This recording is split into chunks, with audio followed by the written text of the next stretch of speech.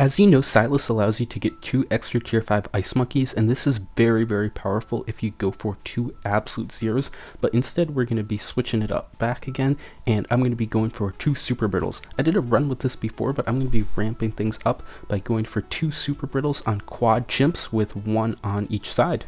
So this definitely is going to be a very fun one. I did another run like this before where I did 2 super brittles on Flooded Valley, but this is probably going to be a more common approach with this strategy. Again, it's not actually that bad. It's a pretty good one, and especially on modular maps, like I saw Doreo did it on Dark Dungeons recently. You can put down 2 super brittles, get the effects of both. They'll do a lot of damage, and with just a few extra towers, it really can do a lot of work. You just need to keep in mind that round 100 will disproportionately need a lot more single target damage, but with you having a super brittle there in the first place, it won't really cost a whole lot to get that to work. I'm going to start off with a bit of an interesting start. We'll have the 2 Desperados and then the NGs.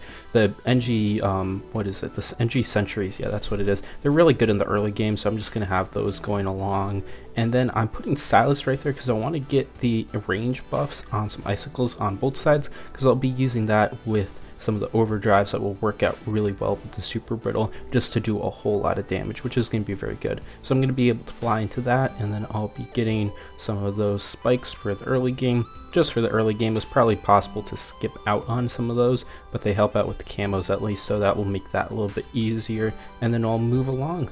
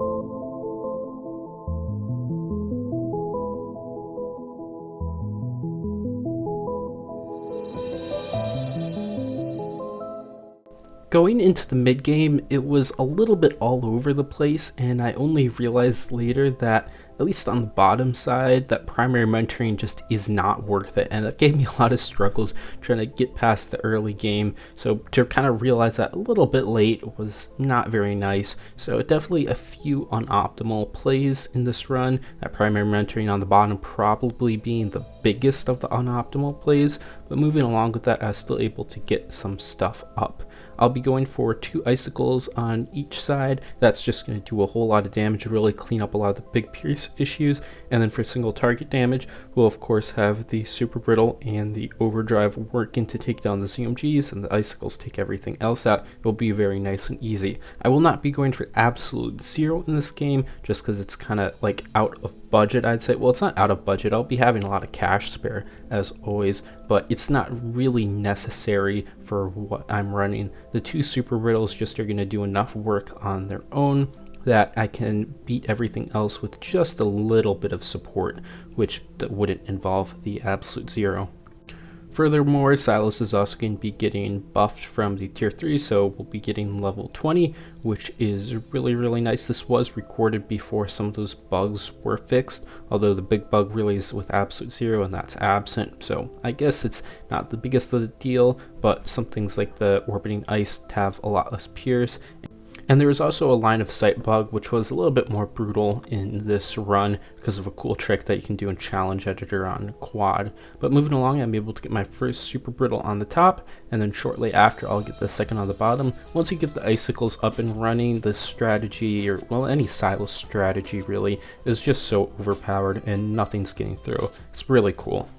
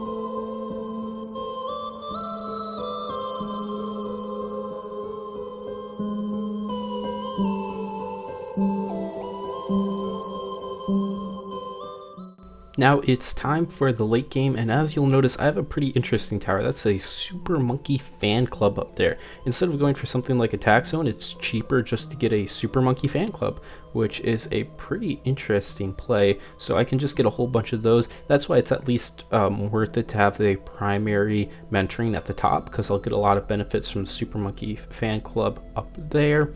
And that, of course, is what I'm going to be using to take out around 100. So again, it's actually the cheapest option. If you have something like Super Brittle, not so much with Glue Storm, I'd say, but with Super Brittle, a Super Monkey fan club will really do a lot to 100. And I can just use that to take everything out. And with good cleanup from the icicles, the other stuff on the inside will be no problem. So I'm able to move straight through 96, 95, even like 99 was pretty easy. Really, the hard round in this run, I'd say the only like super hard round was round 98. It just took a long time to beat, and I ended up giving up and having to buy a few things in the mix, which was kind of annoying. For round 95, I did have to buy that cleansing foam, but that was kind of cheap, so I guess it's alright. But this kind of shows how in the early game there definitely can be some things that can be optimized in this run. I end up doing a weird play, and I bring 2 dart monkeys down to the bottom to get Super Monkey fan club down there, because I was just short on the bottom mostly.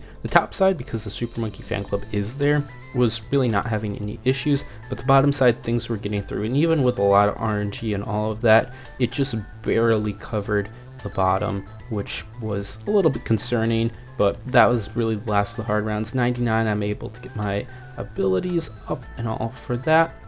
And then for 100, the bad's gonna come here, and I move those 2 dart monkeys back up to the top so I can use the Super Monkey Fan Club with the Super Brittle over it, and the bad just gets absolutely shredded, completely destroyed, and the icicles will clean up, and that will be Quad Chimps with the double Super Brittle. Still a bit unoptimal, so I want to say you could maybe get like 53,000, 54,000 cash spare using this strategy, but that's still a good amount. At least I did get over the 50,000 mark using 2 Super Brittles, which is pretty cool, and I'd recommend trying it out on some cool maps. Thanks for watching. If you want to help out the channel, you can check out these new videos, like and subscribe for more content, support the channel by becoming a member, and joining the Discord to chat with the community. Bye!